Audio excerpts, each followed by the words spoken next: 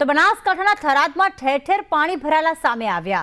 વરસાદ બંધ થઈ ગયો છે, 12 કલાક વીતી ગયા છે, પણ લોકોની હાલાકી ઓછી થઈ નથી, કારણ કે 13 ઇંચ વરસાદ વરસતા હજુ પણ ઘણા બધા નીચાણવાળા વિસ્તારોમાં પાણી ભરાયેલા છે। 12 કલાક વીતવા છતાં પાણી ન ઓસરતા લોકોની હાલાકી વધી છે। વાહન ચાલકો અને ગ્રામજનો મુશ્કેલીમાં મુકાયા છે।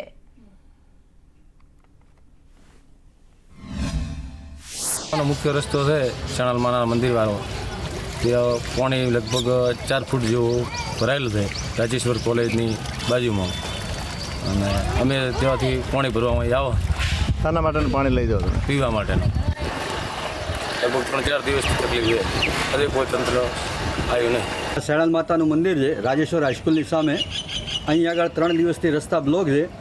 અહીંથી કરીને બસ સ્ટેન્ડે કોઈ જગ્યાએ ગામમાં જઈ શકાતું નથી અને પૂનમના દિવસે વરસાદ આવ્યો 7 તારીખે ત્યાંથી કરીને હજી સુધી અહીં કોઈ સંભાળ લેવા આવ્યું નથી।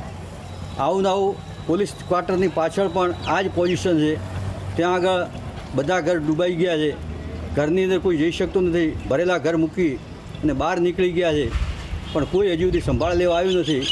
તંત્ર પોતાનું કામ કરે છે, પરંતુ પાણી એટલું બધું આવ્યું છે કે કોઈ પાણીનો નિકાલ જ દેખાતો નથી। સમગ્ર ગુજરાતમાં વરસાદની ભારે આગાહીને લઈ અત્યારે થરાદ શહેરમાં ત્રીજો દિવસ છે, પણ જો વરસાદે વિરામ લીધો છે, પરંતુ અત્યારે સમસ્યા ત્યાં ને ત્યાં છે। થરાદમાં જવાનો મુખ્ય રસ્તો છે, અત્યારે જે તમે મારી પાછળ જોઈ શકો છો તે બિલકુલ અત્યારે જે સમુદ્ર બની ગયો છે રસ્તો, અને થરાદમાં જવાનો મુખ્ય રસ્તો છે આ।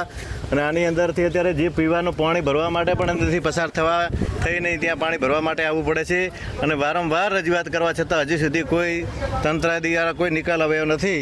અને એને લઈ અત્યારે ત્રીજો દિવસ છે, જો તંત્ર જાગે ને અત્યારે જો વરસાદે વિરામ લેતા તંત્રની કામગીરી કરે તેવી લોકમાંગ છે। સંદેશ ન્યૂઝ દેવરામ મિસ્ત્રી, થરાદ।